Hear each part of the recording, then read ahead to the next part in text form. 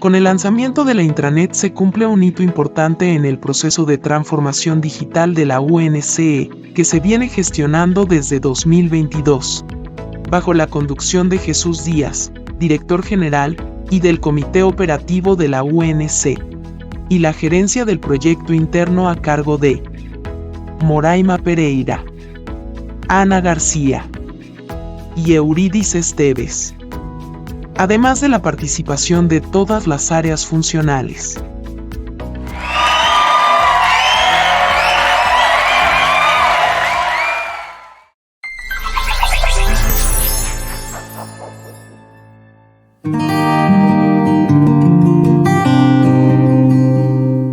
Tips para entrevistas de trabajo virtuales. Para entrevistadores y entrevistados. En el mundo laboral de hoy, es muy común el uso de entrevistas virtuales. Los siguientes tips son útiles tanto para entrevistadores como para entrevistados, a fin de asegurar el máximo beneficio para ambas partes. Preparación. Al igual que para una entrevista presencial, la preparación es fundamental. Los entrevistadores deben revisar previamente la hoja de vida del candidato y los entrevistados deben preparar respuestas claras sobre su experiencia laboral y competencias profesionales. Entornos. Los entornos también hablan. Deben ser ordenados, limpios y bien iluminados. Puntualidad. Ambos deben dar inicio a la entrevista a la hora convenida. Conexión y tecnología. Es necesario asegurar con antelación el buen funcionamiento del Internet, así como el software usado para la entrevista, para evitar problemas técnicos. Cámara abierta. Realizar la entrevista con la cámara abierta es lo más recomendado. Permite el contacto visual, además de una mayor sintonía psicológica y emocional. Lenguaje corporal. Mantener una postura erguida y confiada. Evitar gestos exagerados que puedan distraer o enviar mensajes equivocados. Importante mantener contacto visual. Comunicación clara y sencilla. Hablar de manera calmada, clara y concisa. Utilizar ejemplos concretos para respaldar preguntas y respuestas. Actitud positiva y honesta. La entrevista virtual también sirve para evaluar si el candidato se ajusta a la cultura de la empresa. Igualmente, el entrevistado puede precisar si le conviene la oferta de empleo y si se sentiría a gusto trabajando para esa organización. Muchos éxitos a entrevistadores y entrevistados.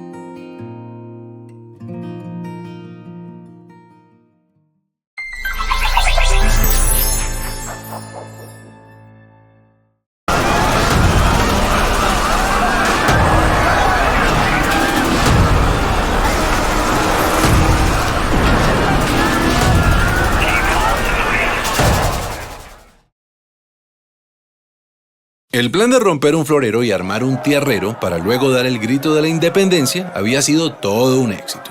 Pero la corona española no se iba a quedar así. Cuando Napoleón fracasó en su campaña y Fernando VII recuperó el trono de España, lo primero que hizo fue enviar a Pablo Morillo y al virrey Juan de Sámano a reconquistar América. Mientras tanto, los criollos no se ponían de acuerdo en cómo organizar la Primera República. Había realistas y patriotas, y a su vez los patriotas se dividían entre centralistas y federalistas, y en medio de esa discordia llegó el contraataque español. Durante la Reconquista murieron grandes personajes y los patriotas que sobrevivieron se fueron a resistir al Casanare, y también al mismo Casanare llegó Simón Bolívar. Su lucha por la independencia ya llevaba años. De hecho, él estaba en Londres en una misión diplomática cuando ocurrió el Grito de Independencia de 1810. Y fue en 1819 que unió fuerzas con Santander para liberar la Nueva Granada. Y sí, el 11 de junio, en medio del invierno y después de atravesar el vasto llano, Bolívar y Santander se reunieron en Tame, a orillas de la Cordillera Oriental. La idea era simple: formar un solo ejército patriota con más de 2.500 almas y atacar al poderoso ejército realista al mando del general José María Barreiro. El plan era lo complicado. Había que llegar al centro del país sin ser vistos. Y para ello, la única opción era una odisea: escalar la Cordillera Oriental hasta el páramo de Pisba a 3.500 metros de altura. Eso sí, antes de emprender el ascenso había que tomarse un puesto de vigilancia en las Termópilas de Paya, la primera victoria. Por supuesto, ni el ejército ni los caballos estaban acostumbrados a escalar montañas y muchos murieron en los peñascos. Pero el heroico plan funcionó y el 5 de julio la vanguardia patriota alcanzó el poblado de Socha. Por suerte no había realistas por ahí. En cambio, la gente de Tunja vino a recibirlos con comida, mantas, ropas y cuanto pudieron ofrecerles. Y después de un merecido descanso comenzaron las batallas. El 11 de julio a la salida de Gámeza ocurrió el primer choque. Ambos ejércitos terminaron por replegarse, pero Barreiro notó la furia de los que antes llamaba andrajosos y empezó a defenderse de Bolívar, quien ganó la iniciativa a punta de astucia y conocimiento estratégico. Los patriotas avanzaron en Tasco, Beteitiva y Serinza. Cuando Barreiro vio que llegaban patriotas por el valle de Duitama, se sintió rodeado y el 17 de julio abandonó su cuartel en Tópaga para ir a pertrecharse en Paipa y tratar de prender alarmas en Santa Fe. La iniciativa estaba del lado de los patriotas y en la madrugada del 25 de julio, un día después del cumpleaños de Bolívar, el ejército patriota decidió lanzar el siguiente ataque. Sin embargo, cruzar el río Sogamoso en invierno no era fácil, y eso le dio tiempo a Barreiro de ubicar sus tropas en los terrenos más altos, los cerros del Picacho y el Cangrejo, desde donde se domina todo el pantano de Vargas. Los patriotas quedaron en desventaja entre el río y el ejército realista que los esperaba. Era una guerra a muerte. El combate del pantano empezó a las 10 de la mañana y fue el más sangriento. La infantería patriota con Santander al mando trató de tomarse el cerro del Picacho 4 veces, pero siempre debía retroceder hasta la quebrada de Varguitas. Al ver a su enemigo debilitado, Barreiro clavó la bandera española en el cerro y gritó: ¡Viva España! ¡Viva el rey de España! Y se lanzó a toda carga contra los patriotas. Bolívar dijo: se nos vino la caballería encima y se nos perdió la batalla. En esas apareció el coronel Juan José Rondón, un intrépido llanero seguido de 14 jinetes, y le dijo a Bolívar: mi general, ¿cómo vamos a perder si nosotros no hemos peleado? Y pidió una última oportunidad de atacar. Bolívar contestó: coronel Rondón, salve usted la patria. Al oír eso, Rondón y sus hombres se transformaron en centauros y se lanzaron contra el escuadrón realista. Y esos 14 jinetes cambiaron el rumbo de la batalla decisiva en la campaña libertadora.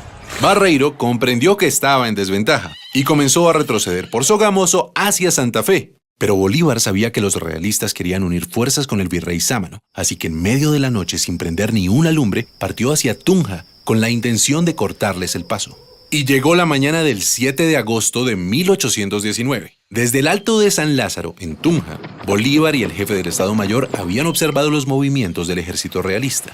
Bolívar se adelantó hasta el puente de Boyacá. Gracias a eso logró ubicarse mejor y esta vez dividió en dos a los realistas, que habían dejado una brecha entre el grueso del ejército y la vanguardia. A las 2 de la tarde, el desprevenido jefe de la vanguardia realista pensó que era un buen momento para almorzar, cuando por su espalda vio llegar a los primeros jinetes patriotas. Al principio creyó que era solo un puñado y quiso perseguirlos, pero pronto quedó asombrado. Entre la niebla vio aparecer la tropa patriota en formación de combate. Durante la batalla, Bolívar se ubicó en lo alto, en la casa de teja, para controlar los movimientos desde ahí. A las 3 de la tarde la pelea era intensa, pero los patriotas estaban comunicados entre sí, mientras que los realistas seguían divididos. El general Santander hizo retroceder a la vanguardia realista hasta el otro lado del puente de Boyacá, donde los patriotas los esperaban. Y aunque el grueso del ejército de Barreiro atacó, otra vez Rondón y sus lanceros embistieron sin miedo, de frente y por el centro. La victoria fue rápida y contundente. Barreiro fue arrestado y el ejército realista se dio por vencido. Así, a las 4 de la tarde del 7 de agosto de 1819 terminó la batalla, y con ella una travesía que abrió las puertas a la independencia de todo un continente. Celebremos la batalla de Boyacá recordando a todos aquellos hombres y mujeres que lucharon por nuestra libertad.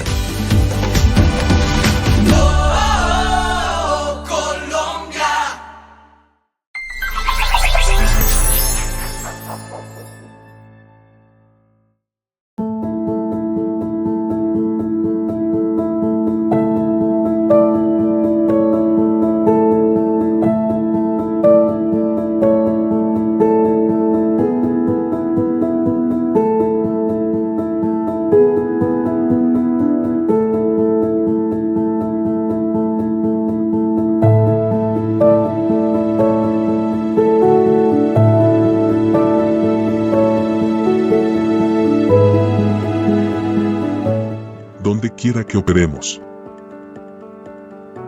Miami, Monterrey, Ciudad de México, Bogotá o Caracas. Hacemos lo correcto, siempre. Nuestro código de conducta y manual de cumplimiento te protege.